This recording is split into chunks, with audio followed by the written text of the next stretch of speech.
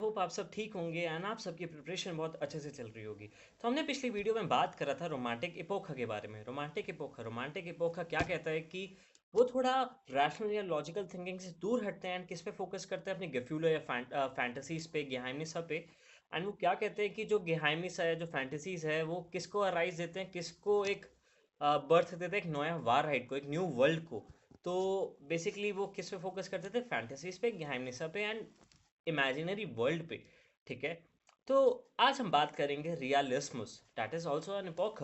तो आज हम बात करेंगे रियलिस्मस। तो रियलिस्मस से थोड़ा आपको समझ आ रहा होगा कि हम इंग्लिश में इसे कहते हैं रियलिज्म। अब रियलिटी का क्या मतलब होता है, रियल का क्या मतलब होता है? रियलिटी का मतलब कि जो है उसको वैसे दिखाना, रियलिटी। ठीक है। आई नो रियलिटी शो वैसे नहीं होते, जो है वैसे दिखाते हैं, वो थोड़ा एग्जैजरेट करके दिखाते हैं उसको, थोड़ा बहुत बेकार तरीके से दिखाते हैं रियलिटी शोज। पर हाँ, रियलिटी का क्या मतलब होता है, रियल का क्या मतलब होता है, आप सबको पता है। तो वही आप थोड़ा समझ रहे हो कि रियलिस्मस। तो रियलिस्मस कहता था कि इंडस्ट्रियलाइजेशन जैसे आया था, फिर रोमांटिक एपोखा आया। रियलिस्मस कहता था कि रोमांटिक एपोखा में हमने इतनी फैंटेसीज के बारे में बात कर ली, हमने इतनी गहमीसा के बारे में बात कर ली, हमने रियल वर्ल्ड प्रॉब्लम्स को तो हमने इग्नोर कर दिया। जो हमारे आज आज तक जो आसपास जो हमारी सिचुएशन चल रही है उसका क्या? जो कास्टिज्म है, जो एक्सप्लोटेशन है, उसका क्या? इसको कौन दिखाएगा? तो रियलिस्म जो जो रियलिस्ट थे वो क्या दिखाते थे, इन्हीं चीज़ों को अपने वर्क्स में दिखाते थे कि क्या चल रहा है आजकल की सोसाइटी में, और क्या लिटरेरी अपने वर्क्स में वही दिखाते थे। ठीक है। एंड जैसे फॉर एग्जांपल हो गया कास्टिज्म। ठीक है, कास्टिज्म एक वो क्लासिज्म। तो यही सब चीज़ें थी जो बेकार थी उस टाइम पे। एंड रोमांटिक इसे वो करते थे, रोमांटिक क्या कहते थे कि हम फैंटेसीज में रहेंगे, हम अपने गहमीसा में रहेंगे, हम अपने इमेजिनरी वर्ल्ड में रहेंगे। तो रियलिस्मस क्या कहता था कि नहीं, हम इससे दूर हटेंगे एंड हम दिखाएंगे रियल वर्ल्ड प्रॉब्लम्स को।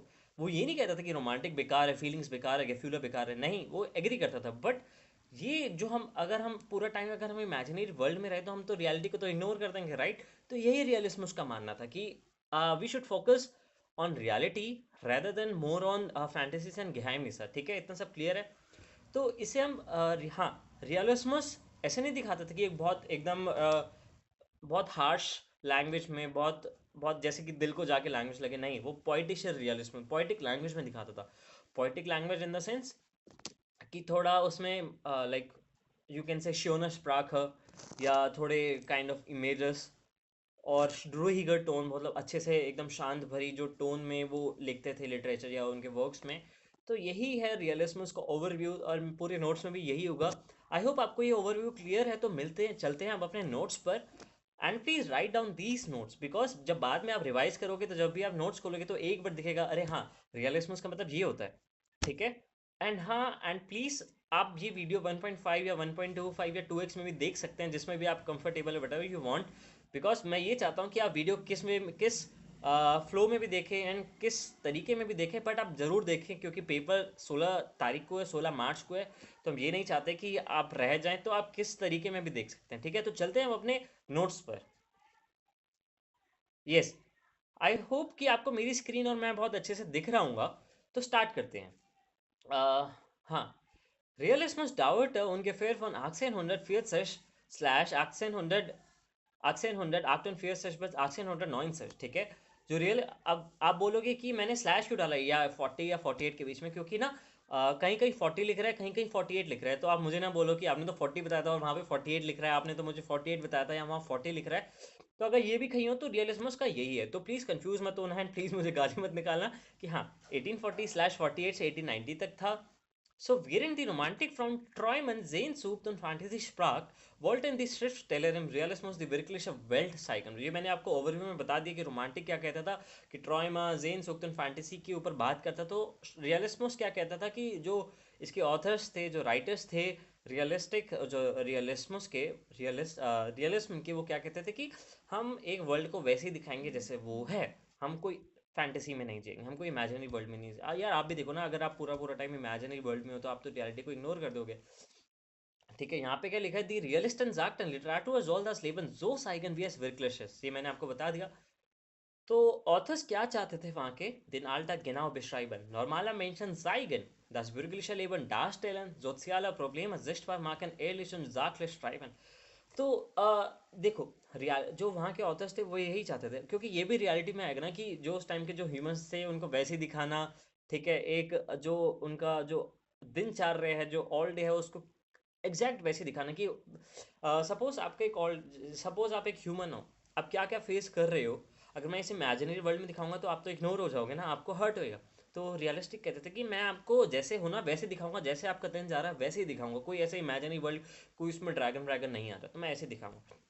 ठीक है, das bürgerliche Leben darstellen, soziale Probleme sichtbar, वही सोशल प्रॉब्लम, मतलब क्लास कास्टिज्म, क्या अत्याचार होता, क्या एक्सप्लोटेशन हो रहा था आडल्सन वगैरह उनके बीच में, नॉर्मल मेंशन के बीच में। आई होप आपको ये सब क्लियर होगा।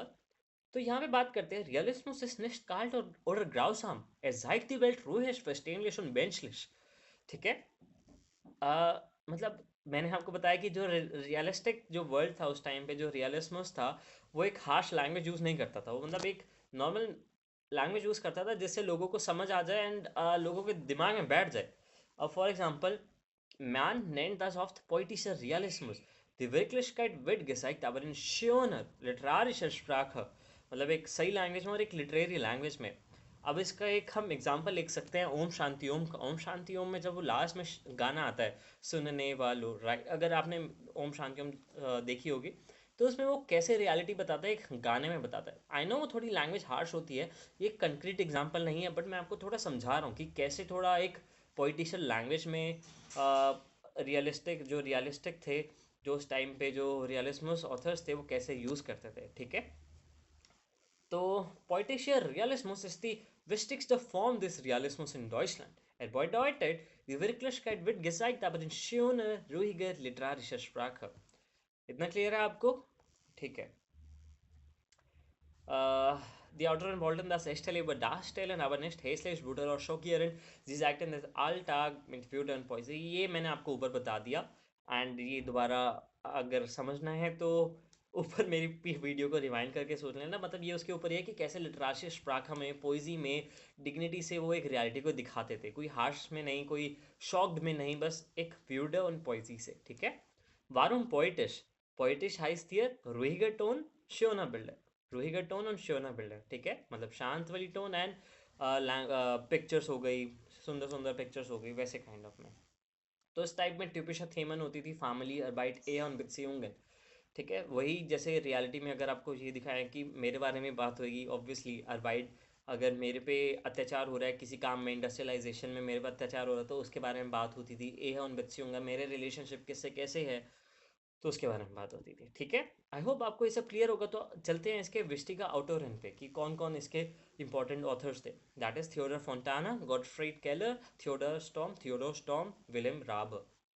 ठीक है, हाँ, ये आउटोरन प्लीज लर्न कर लेना और इनके वर्क्स लर्न कर लेना, इनके लिस्ट बना के मतलब जितना मेरी तरफ से हो रहा है, मैं शॉर्ट्स बना रहा हूँ। ठीक है, उसमें क्या कर रहा हूँ, मैं 2 वर्क्स ले रहा हूँ एक एक ऑथर के। मतलब हाँ, 2 वर्क्स तो इनफ नहीं है, मैं बाद में भी उनकी बनाता रहूँगा, बट 2 वर्क्स इसलिए ताकि 2 वर्क करके हमारे दिमाग में बैठ जाए, लर्न हो जाए। ठीक है, तो प्लीज़ आप वो वीडियोस शॉर्ट्स देख लेना, या आपको अलग से लर्न करना है लिस्ट बना के, तो वो आप वो भी कर सकते हैं। तो प्लीज़ आप जैसे भी देखो, तो हमारा पेपर है 16 मार्च को, तो कुछ भी टेंशन मत लेना, कोई भी डाउट होगा तो please share with me, and मैं ट्राई करूँगा अपनी तरफ से आपके सारे डाउट सॉल्व करने के। ठीक है, तो आई होप आपको ये सब क्लियर होगा। तो रियलिस्मस क्लियर होगा, एंड क्या रियलिस्मस था, वो बस रियल वर्ल्ड दिखाते थे, बट पोइटिशियर लैंग्वेज में, पोइटिक लैंग्वेज में। ठीक है, आई होप आपको ये सब क्लियर होगा। तो मिलते हैं अपनी नेक्स्ट वीडियो में, वो भी एक नए टॉपिक के साथ। तो bis dann, auf Wiedersehen, vielen Dank।